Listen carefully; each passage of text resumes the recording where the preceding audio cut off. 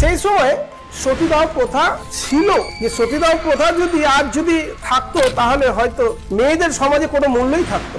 রাজা রামমোহন রায় যদি সতীদাহ প্রথাটাকে না তুলে দিত লর্ড উইলিয়াম বেন্টিং এর সহায়তায়, তো সেই সময় সতীদাহ প্রথা যেটা অলবিরুনি ব্যাখ্যা করেছেন যে কোনো মেয়ের স্বামী যদি মারা যেত সেই মেয়েকে হয় স্বেচ্ছায় সেই চিতাতে উঠে সহমরণ অংশগ্রহণ করত, অথবা সেই মেয়ে সারা জীবন বৈধব্য বা বিধবা হিসাবে ব্রত পালন করত।